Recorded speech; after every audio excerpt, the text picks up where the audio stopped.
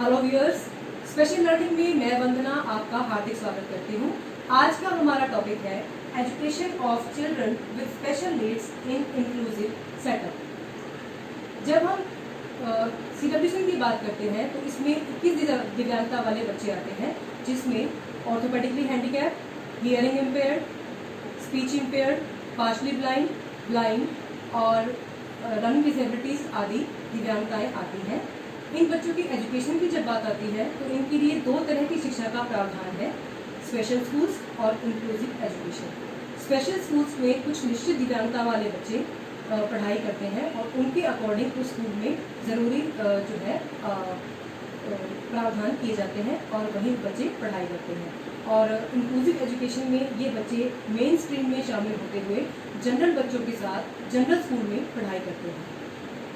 तो आज के इस टॉपिक में हम जानेंगे कि इंक्लूसिव सेटअप में इन बच्चों के शिक्षा के लिए क्या ज़रूरी अमेंडमेंट करनी चाहिए, क्या ज़रूरी हम कार्य कर सकते हैं जिससे ये बच्चे अपनी प्रतिभा को निखार सकें और अपने मेन स्ट्रीम में शामिल हो सकें।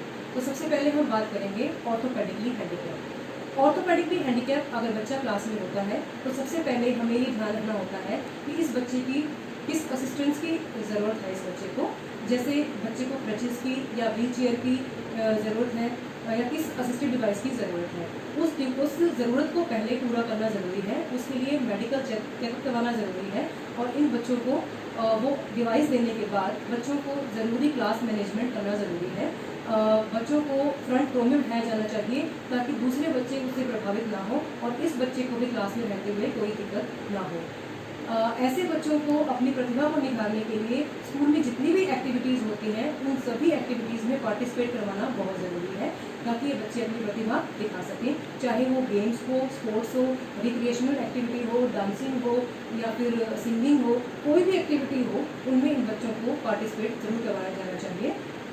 इन बच्चों के लिए क्लास मैनेजमेंट में दूसरे बच्चों को ये सिखाया जाना बहुत ज़रूरी है कि इन बच्चों पे कोई कमेंट नहीं किया जाना चाहिए कि इन बच्चों को किसी तरह की कोई दिक्कत है, क्योंकि ये बच्चे अगर पहले ही दिव्यांगता से ग्रसित होते हैं और इस तरह के कमेंट किए जाने से बच्चों की बौद्धिक क्षमता पर बहुत ज़्यादा फर्क पड़ता है। तो एक टीचर का कर्तव्य है कि वो क्लास में इस तरह का माहौल बनाए कि बच्चे उस बच्चे की रिस्पेक्ट करें, ना कि बच्चे को चिढ़ाएं।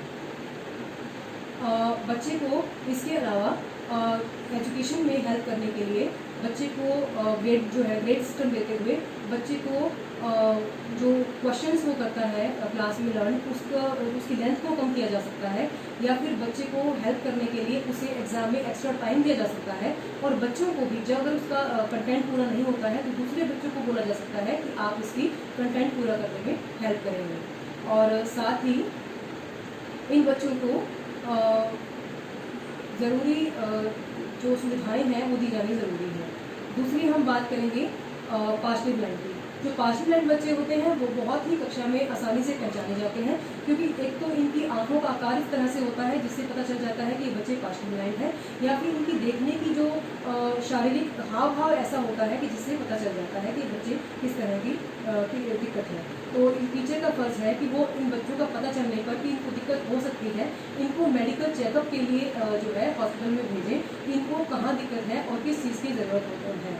हो सकता है कि इन बच्चों को लेंस की ज़रूरत हो, या फिर बच्चे मैग्नीफायर ग्लास से पढ़ सकते हों, या फिर इन बच्चों को बॉन्ड लेटर की लार्ज प्रिंट बुक्स की ज़रूरत हो, या फिर बच्चे चश्मा लगा सकते हों। तो जो भी बच्चे को हेल्प की ज़रूरत है, बच्चे को पहले मेडिकल जो है टेस्ट करवाया जाना बहुत ज़रूरी है और मेडिकल टेस्ट करवाए जाने के बाद ही इन बच्चों के लिए ज़रूरी लेसन प्लानिंग हम कर सकते हैं। इन बच्चों के क्लास में मैनेजमेंट के लिए बच्चों को सबसे पहले फ्रंट रो में बिठाया जाना ज़रूरी है और बच्चों के लिए ब्लैक बोर्ड पे ये ध्यान रखिए कि आप हमेशा बोल्ड लेटर में ही लिखें।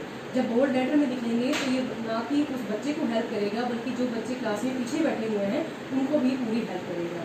जब टीचर क्लास में बोले तो वो पूरा लाउड आवाज़ में बोले, क्योंकि ये देखा गया है कि इस तरह के बच्चे जब पूरी तरह से देख नहीं पाते हैं तो वो पूरी तरह से सुनने में डिपेंड होते हैं और सुनकर ही अपनी सारी जो है वो अपनी एजुकेशन लेते हैं। तो टीचर का कर्तव्य है कि वो बहुत लाउड बोले और जो जब भी कोई बोलना हो तो वो फेस जो है अपना ब्लैक बोर्ड की तरफ करने की बजाय बच्चों की तरफ मुँह करे ताकि बच्चे उसे आसानी से सुन सकें। वो क्लास में टीचर मर्मरिंग ना करे और जो है जितना हो सके लाउड बोले।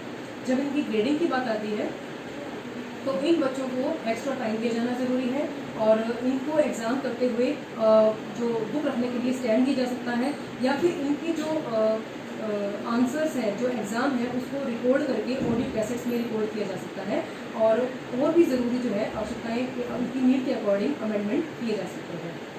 इसके बाद हम बात करेंगे हियरिंग इम्पेयर्ड की। हियरिंग इम्पेयर्ड जो बच्चे होते हैं उनको भी पहले क्लास में पहचाना जाना बहुत ज़रूरी है।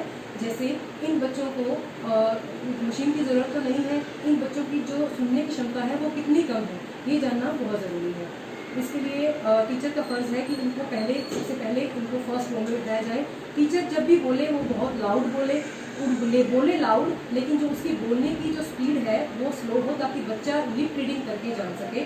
और टीचर साथ में साइंस भी करे ताकि बच्चा देख के और लाउड जो लिप रीडिंग से भी सीख सके।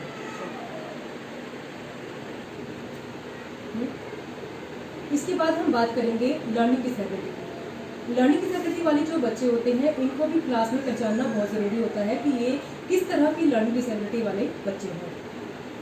इस तरह के जो बच्चे होते हैं उनका लेसन प्लान तैयार करने से पहले ये जानना बहुत ज़रूरी है कि बच्चे को किस तरह की दिक्कत आ रही है और इसलिए उसी के अकॉर्डिंग लेसन प्लान बनाना चाहिए। क्योंकि इन बच्चों का जो अटेंशन स्पैन है बहुत ही कम होता है और ये बच्चे स्मॉल स्टेप्स में ही सीख सकते हैं। तो टीचर को चाहिए कि वो कक्षा में जो रूटीन में लेसन पढ़ाता है उसको करने की बजाय उन्हें मॉडल के थ्रू या फिर जो है रियल एक्सपीरियंस से जो है फील्ड विजिट करवा के बच्चों को सिखाएं। इन बच्चों को जो भी अगर ये थोड़ा सा भी अच्छा करते हैं तो उनको रीइंफोर्समेंट देना बहुत ज़रूरी है ताकि ये बच्चे जो है अपने आगे पढ़ने के लिए प्रेरित हो सकें। तो आज सिर्फ इतना ही, और जो मैंने आज टॉपिक कवर किया है उसमें उम्मीद करती हूँ कि आप काफ़ी कुछ जानकारी आपको इन डिसेबिलिटीज़ के बारे में मिली होगी कि किस तरह से इंक्लूसिव सेटअप में ये बच्चे पढ़ सकते हैं।